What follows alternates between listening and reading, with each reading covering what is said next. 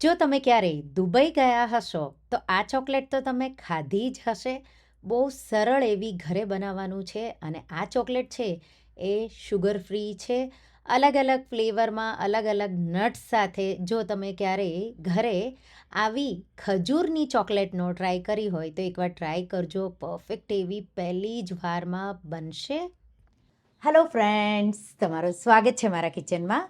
આજે આપણે બનાવીશું એકદમ હેલ્ધી એવી ચોકલેટ્સ. તમે જો બાળકોને બહારની ચોકલેટ્સ ન ખવડાવવા માગતા હોય તો ઘરે આપણે ખજૂરવાળી દુબઈ સ્ટાઇલ ખજૂર ચોકલેટ બનાવીશું. બહુ સરળ એવી, સિમ્પલ એવી છે, પણ ખાવામાં ખૂબ જ ટેસ્ટી એવી છે. તો ચાલો બનાવીએ. આ રેસીપીથી તમે 30 જેટલા આ ચોકલેટ ખજૂર બનાવી શકશો. જો તમને મારી રેસીપીઓ ગમતી હોય અને હજુ સુધી ચેનલને સબસ્ક્રાઈબ ન કર્યું હોય તો સબસ્ક્રાઈબ કરજો અને બાજુમાં આપેલી ઘંટી દબાવજો એટલે નવી નવી રેસીપીના નોટિફિકેશન આવે. સૌથી પહેલાં 30 જેટલા પીસ મેં ખજૂરના લીધા છે, તો 30થી 32 તમારે લેવાના.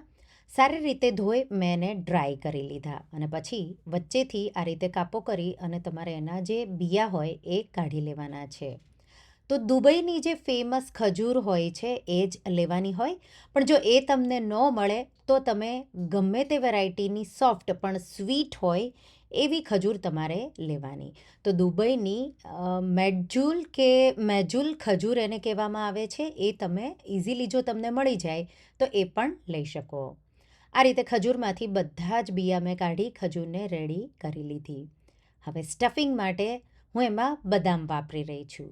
તો 30થી 32 જેટલા બદામના પીસીસ લેવાના અને બદામને પણ ક્રિસ્પી થઈ જાય ત્યાં સુધી શેકવાની છે. અવનમાં પણ તમે રોસ્ટ કરી શકો અને તમે સ્ટફિંગમાં બદામના જગ્યા પર ગમે તે નટ્સ લઈ શકો. તો થોડા અધકચરા વાટીને પણ તમે ખજૂરને સ્ટફ કરી શકો, જો ઘરમાં કોઈને પીસીસ બદામના ન ભાવતા હોય તો.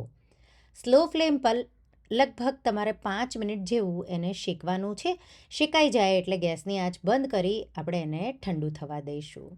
ઠંડુ થઈ જાય એટલે આ રીતે એક એક ખજૂરમાં તમારે બદામ આ રીતે સ્ટફ કરવાની છે. તો જેટલી ખજૂર હોય એટલી જ લાંબી જે બદામ આવે એ રીતે તમારે લેવાની. તો સ્ટફિંગ એક સરખું પૂરી ખજૂરમાં તમને સારું એવું લાગશે.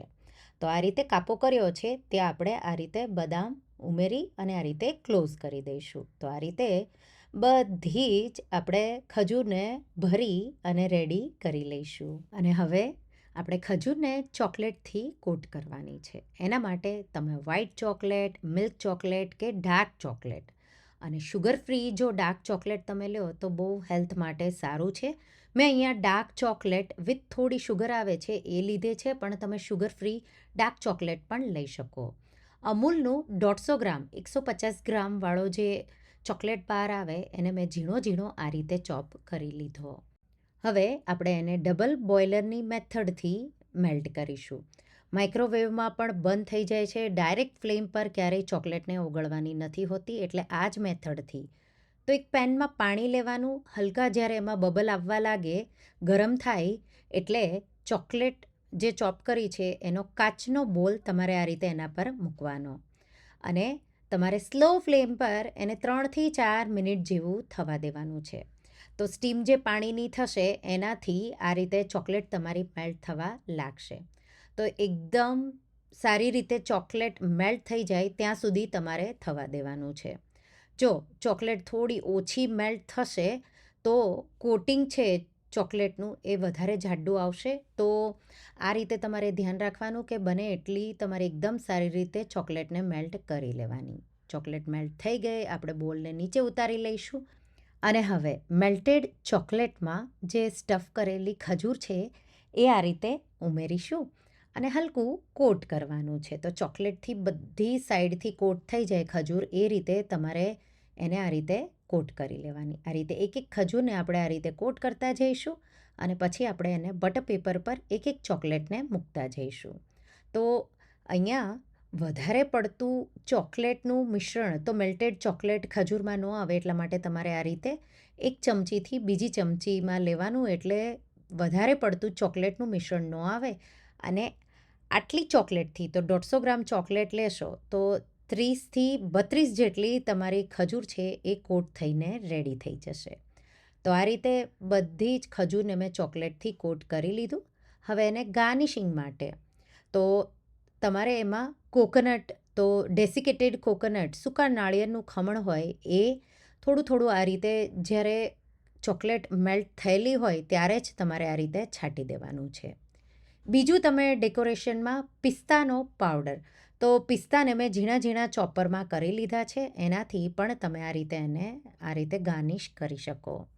અને તમે બદામનો પાવડર પણ લઈ શકો, કાજુનો પણ પાવડર લઈ શકો, સ્ટફિંગમાં પણ તમે કાજુ લઈ શકો.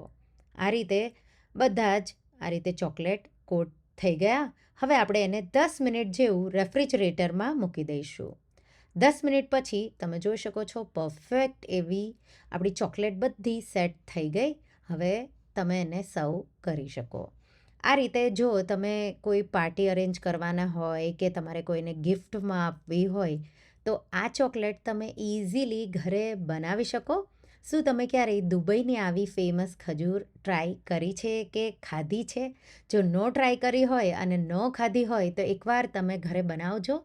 પહેલી જ વારમાં પરફેક્ટ. અને ઘરમાં જો તમારે બાળકોને બહુ બહારની ચોકલેટ ન ખાવા દેવી હોય તો આ રીતે તમે બનાવી એકવાર ટ્રાય કરજો. બહુ જ ભાવે એવી અને ખૂબ જ સરળ એવી છે. તો તમને આ ખજૂર ચોકલેટની રેસીપી કેવી લાગી મને કમેન્ટમાં જરૂરથી જણાવજો. અને હા, જો રેસીપી ગમી હોય તો વિડીયોને લાઇક કરજો, શેર કરજો અને મારા ચેનલને સબસ્ક્રાઈબ કરજો. અને આવી જ નવી રેસીપીઓ માટે તમે બેલ આઇકોન બટનને પ્રેસ કરજો. Thank you for watching.